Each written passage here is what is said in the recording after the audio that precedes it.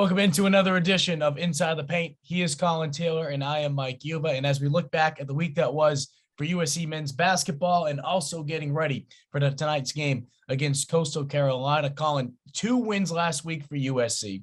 They started to show improvement with their free throw shooting, which goes back a week ago. Struggled a little bit in this past game against Rider, but at the end of the day, we sit here going into tonight's game with USC having a record of 5-1.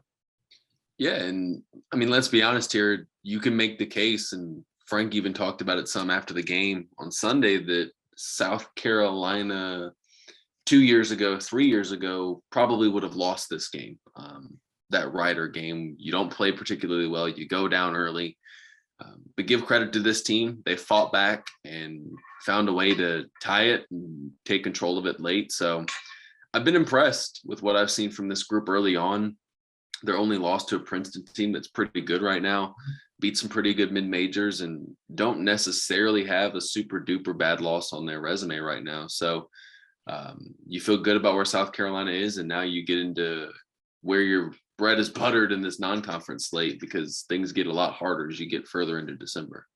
Yeah, and you look at some of the games that they've played against in teams this year, right? You mentioned Princeton. That's a team that I believe when you're talking about the ping pong, they could be looking at around 19, 20 wins, I think you said, as of last week. So you look at them. UAB, that's another team that's projected to win their conference. That's a team that I think we expect to make the tournament. Wofford, are they the Wofford of old? Certainly not, but at the same time, too, you know, they are 4-2 right now on the year, and they'll have a chance to be able to win their conference, as it seems like they do every year, or at least they're in the hunt. So you look at some of these teams. I know some people are going to look at who they're playing, right? You look at Rider, team that's 3-5 on the year. Do you get too caught up in the manner in which how they're winning, or do you look at it saying, hey, they're still finding ways to win games? Because as you mentioned before, the last couple of years, it seems like these are the games that have kept South Carolina out when you're talking about potentially making the NCAA tournament. Yeah, and I mean, I absolutely agree. And certainly if you're South Carolina, would you love to win all of these games by 20 points and shoot 45% from the field, or 60% from the field and 45 from three? Absolutely. But some games you're going to have to win ugly. And South Carolina's done that at times this year. They were up double digits on Western Kentucky, UAB, and Wofford in the second half, if I'm not mistaken. So that's positive signs. Now they need to be more consistent, but I've seen enough from this team to know that they're going to have the ability to compete against good teams, to compete against teams that will challenge for NCAA tournament spots, because they've already done it this year against the UABs, the Woffords, the Western Kentuckys, the Princetons of the world, even though they lost the game. So certainly if you're a South Carolina fan, you'd love to see them wallop every single team that they play.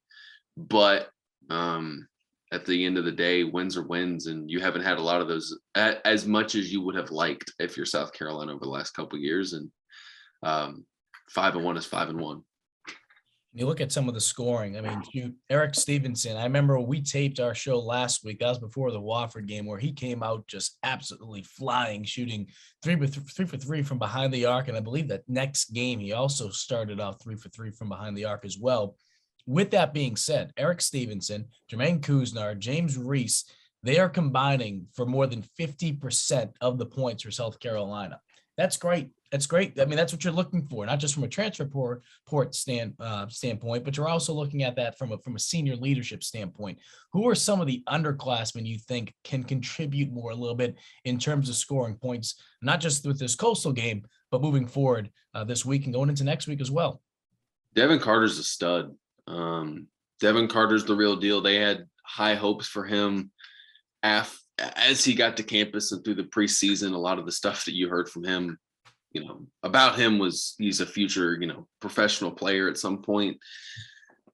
He's going to shoulder a lot of that load. Wildens Levesque needs to continue to come on. He will. AJ Wilson will find ways to score. And then Jacoby Wright. Jacoby Wright's played really well these last 2 games. Will probably need to play more as Jermaine Kuznar comes back from this whatever groin injury he's dealing with, if that keeps him out for extended time or limits him. Jacoby Wright's played really well and kind of gives them the answer at point guard that they've been looking for early. So those are some of the guys that are going to play heavy roles. Taquan Woodley continues to come along. Josh Gray, they're not really as offensive of threats as some of those other guys as it stands right now, but you've gotten a lot of really good play from your guards. And then this Keyshawn Bryant guy that we hadn't seen a whole lot of until Rider will probably help out a lot too from the scoring load. And you saw Keyshawn, the difference that he was able to make right away, whether it's, being able to shoot, whether it's being able to dish it off, and just more so than anything else, being able to space out the defense, because you have to account for his athleticism. You got to account for his quickness, whether he's standing on the perimeter, making cuts backdoor. I mean, that is a guy that just adds so much more to your offense. Now, Collyn, we know, kind of like with football, it's kind of like I don't want to say running joke, because at this point it is very, at least in the past, it is serious in a sense. But South Carolina, from a free throw standpoint, prior to this game against Rider, they had shot 70% from the free throw line in those 3 wins. To start off going into the second half, I should say, they started 1 for 7, and then they came back strong. I think they shot 10 for 14 after that. What has it been with South Carolina, though, with just not getting to the free throw line? Because for a while, it just seemed like they were settling for shots, hanging out on the perimeter. I think at one point they had twice as many 3-point attempts than they had free throw attempts. And it just seems like to start the year, they're not attacking the rim the same way that you'd see most Frank Martin teams do in the past. I don't know. I'm not a basketball scientist by any stretch of any imagination. Guards tend to be better shooters / free throw shooters than big men. When you don't have guards, which South Carolina hasn't had past couple years, who like to get to the rim and play through contact, guards don't go to the free throw line. Your bigs go to the free throw line. So if your bigs are shooting 80% of the free throws, it tends to be a little bit harder, and you tend to struggle more from the free throw line. This year, Devin Carter has been a really good free throw shooter. Jacoby Wright shot free throws well against Rider. Hadn't gotten there as much, obviously, as a Devin Carter or somebody else. So you're getting guards to the line. Jermaine Couisnard's good at drawing fouls. You're getting the guys that can make free throws, that are better free throw shooters, to the line more this year. It needs to be better. I'm saying that from the jump. Frank has said it after games. It needs to be better, but you're seeing more of an effort from a Devin Carter, from a Jermaine Couisnard. Eric Stevenson and James Reese need to do that a little bit more, but they've been pretty good so far. And then you need to see guys like Wildens Levesque develop. AJ Wilson has a chance to be a solid free throw shooter. So there's pieces, but to answer your question, the guards are much more aggressive this year, and those guards are getting to the free throw line. I'm looking now. Devin Carter's top 10 nationally. Is the number 10 player in the country in terms of drawing fouls. He draws 8 fouls per 40 minutes, which is pretty damn insane. And he's shooting 72.4% from the line. So that helps when he's shooting. If he draws 8 fouls every 40 minutes, let's say he shoots 6 to 10 free throws per game. If he's making 70% of those, that's 7 extra points for him. So that certainly helps. And you get your guards there, and Devin Carter specifically, that tends to help your overall free throw percentage. And I'm not trying to make a comparison here to that Final Four run, but one of the things that was just so evident with that team, you had a guy like Sindarius Thornwell who just was not afraid to attack the rim, being able to do it over and over and over and get to the free throw line. And it made a difference. It certainly made a difference in the second half with the way that South Carolina attacked, not just the rim, but just the paint in general.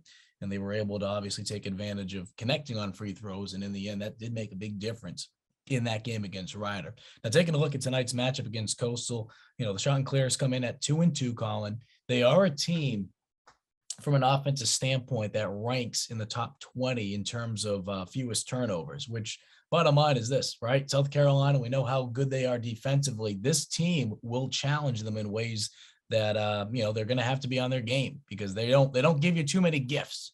What do you want to see big picture, less about Coastal, big picture from South Carolina tonight as they go into this game? They try to look for their 6th win of the year. Yeah. You'd like to see South Carolina play crisper offensively. They weren't necessarily crisp early against Rider. Shots weren't falling. They kind of rush some things, obviously continue to clean up some turnover issues, but I would like to see them handle the size that Coastal has. They've played a lot of teams that played the NBA mold of, a wing as your 4 and then like a smaller big man, play fast, space the floor. This is a team, the tallest guy is, I'm looking at their roster now. They have a 6'10" guy, but most everyone else is 6'9", but their guards are long, their wings are long. They have some height at other spots. So how South Carolina goes about handling that will be big. And if they can jump up from a defensive standpoint and continue to play well there, and then continue to just make shots, play more efficient offense than they've played, especially against Rider. And then coming up on Sunday, that game will be against Georgetown. So by the way, we want to talk about all these teams, right? Losing to Ivy Leaguers.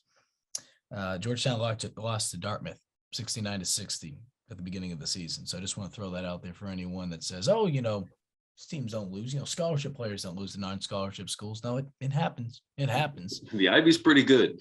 Yeah, don't sleep on those Ivy Leaguers. Collyn, with that being said, now South Carolina, of course, like we said, trying to get to 6-1. And then, they've got the Georgetown game, and then next week will be a big one against Florida State. And then things start to pick up just a little bit. No disrespect to Allen, but you got Clemson on the back end of that after this week or so. You get in there for I think it's about 2 weeks away from now. Looking over at women's basketball, look, we know how talented they are. They continue to go out. I don't know how much you can really learn in a game this past week against North Carolina A&T. That's just the game that you go out there and you're just trying to find ways to play clean basketball. But unfortunately, Destiny Henderson, she went down with an injury. And when we're taping this show, this is on a Tuesday, so we'll have to wait and see what her status is moving forward. With that being said, though, Aliyah Boston, phenomenal job. 13 of 13 from the field. We talked about at the beginning of the year, Collyn, this is kind of her Asia Wilson year, right? This is where Asia came out her junior year. She's certainly having a great start of her junior campaign. Yeah. She's playing like the best player in the country. It's hard to make every single shot you take on air in warm-ups. Like in practice, it's hard to do. And to do that in a game against competition that's collegiate level, that's impressive. And she's playing like the best player in the country. And the good news for South Carolina is they got pieces behind her to where she doesn't have to play 30 to 35 minutes a game if they don't need her to. So playing like the best player in the country, and it's been really impressive to watch so far. And they have a very tough schedule coming up. It's been a tough schedule to begin with, right? You look at UConn, you look at NC State, you look at Oregon, some of the teams that they've already gone up against.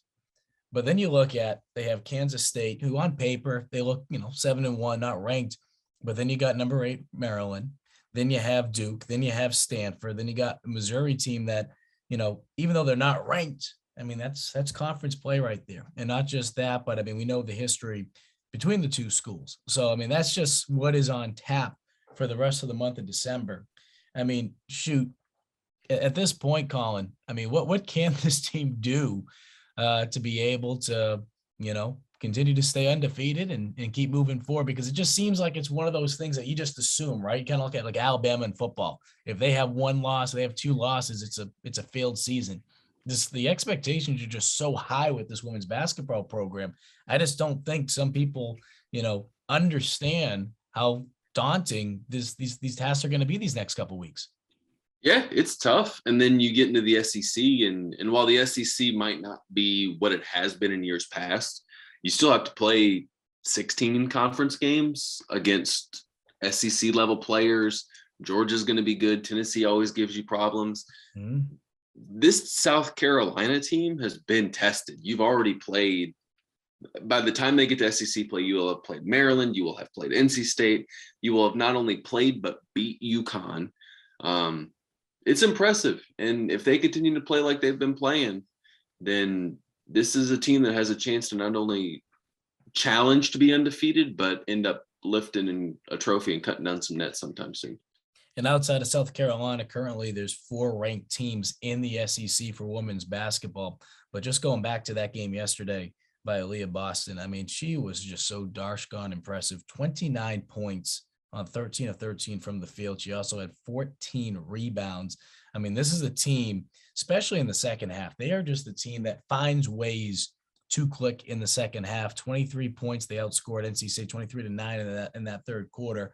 And then, fourth quarter, they kind of just let some of the other girls get some playing time, which is something else. I mean, make another comparison. I know Gamecock fans hate when there's Clemson comparisons, but that's one of the reasons why Clemson football for a long time was so good, is because they were able to let a lot of those younger players be able to get that experience towards the end of games. And when you have just the bench that South Carolina does, I mean, being able to get those minutes can be critical. I mean, we've seen some injuries already happen this season with this team, and how that's going to impact them, we're going to have to wait and see. But I mean, we've seen Destiny Littleton. She's come off the bench. She's done some good things when South Carolina has needed her. I think more than anything, what you're going to see is girls like, Bria Beal, who from a defensive standpoint has really just found a role. She's really found a role more than anything, whether it's just playing good defense, whether it's getting rebounds. She'll take the shots when she needs to, but there's just so many talented players on the team. She's one of those players that has sacrificed a lot. I expect if Henderson is out a significant period of time, to see her probably take some more shots in the coming weeks. Well, Collyn, we'll get ready for another week of college basketball. We are gearing up now to focus pretty much just on basketball. As football, we have a little bye time. I mean, I don't know other way to put it. I mean, we're not used to getting ready for a bowl game. It's been 3 years, but we will also get you caught up and geared up for everything as far as recruiting season goes. And if there's any changes in the coaching world, because I mean, it's been real quiet in college football, right? Yeah. No, yeah, no, I haven't. I think 16 people have been hired and or fired in the time that we've been recording this.